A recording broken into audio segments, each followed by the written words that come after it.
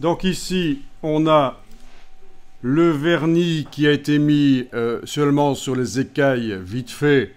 Ben, l'effet est quand même intéressant. Franchement, c'est beaucoup plus intéressant les vernis quand on les met par petites touches comme ça. Parce que quand vous avez des grands aplats sur des parties d'une image, c'est moins intéressant. C'est comme si on avait mis un autocollant sur une partie de l'image, on l'avait découpé. C'est un peu moche finalement. Par contre, les vernis texturés comme ceci, en quelque sorte, hein, c'est intéressant. Alors, je vous montre ceci.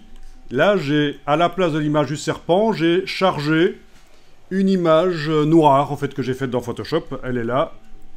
Voilà, noire. C'est juste une image, un A4 rempli de noir.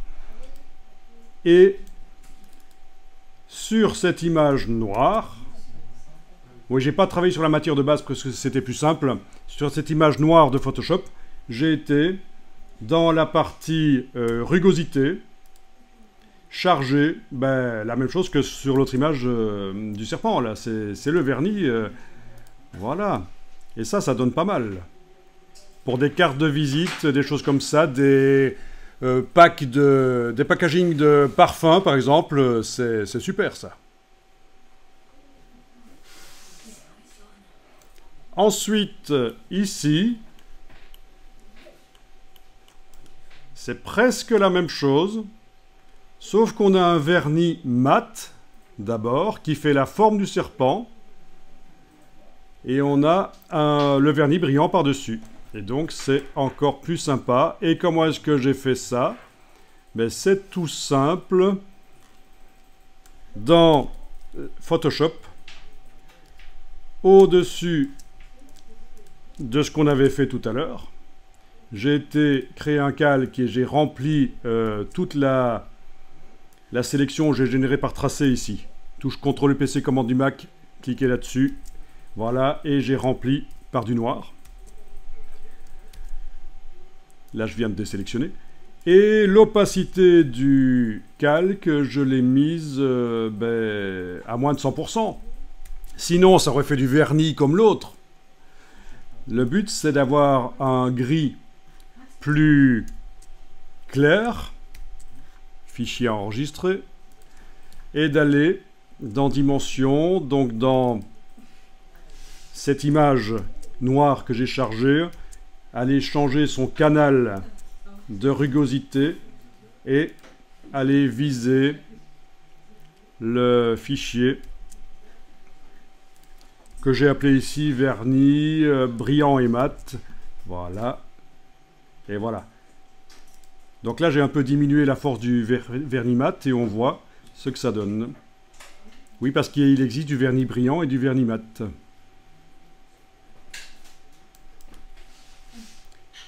Donc on n'imprime pas du tout en encre, si en magenta jaune noir, et rien qu'avec deux vernis, on arrive à faire des images. C'est très sympa, je ne sais pas ce que vous en pensez, mais c'est tout de suite un peu plus classieux, surtout sur du noir en plus, non? Ça vous botte, ce genre de choses? Et vous voyez que Dimension peut simuler, sinon vous ne voyez pas. Avec quel logiciel vous allez voir ce que vous êtes en train de faire dans Photoshop, Illustrator, InDesign au niveau des vernis? À part dans Dimension, vous ne le voyez pas, quoi. Ça, si vous l'enregistrez, on voit aussi l'effet alors, si on l'exporte, on montre au client. Ah oui, si on exporte ici, tu veux dire en haut à gauche, créer un lien public. Oui, oui, parce qu'il y a un éclairage. Les éclairages d'origine ici vont être recréés dans le lien public. C'est ça qui est intéressant. En plus, on peut montrer au client. On peut le montrer en situation aussi. Hein, si je pourrais faire dans Dimension un mur de briques ou scanner un environnement avec Luma Capture et plaquer le poster en grand sur un mur. Et voilà. Ça, ce serait un truc à faire.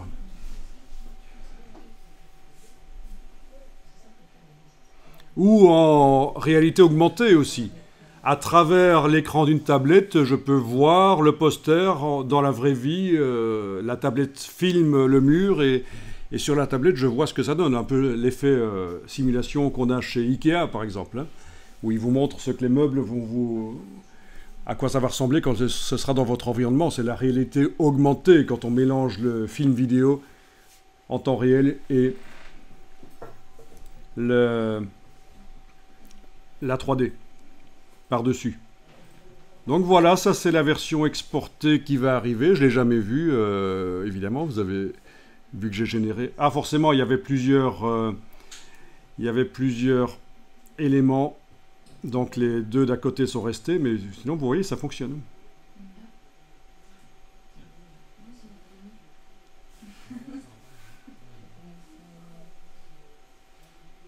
Est-ce qu'on s'est bougé? Oui, non, on ne s'est pas bougé. Si, on s'est bougé avec le bouton droit. Ok, et la roulette. Voilà, bouton droit ici. En fait, tout est inversé quasiment. Bouton droit pour voyager dans la scène. Bouton gauche pour tourner comme ça. Roulette pour zoomer. Voilà, ça devient déjà un peu compliqué pour certains clients. Je ne vais pas être méchant, mais voilà. Il faudra envoyer quelqu'un pour faire la démo. Ah, quel dommage. Ok. Non, il vaut mieux que les trois soient dans trois fenêtres différentes. Là, c'est une erreur que j'ai oublié d'enlever l'œil en face des deux autres quand j'ai exporté.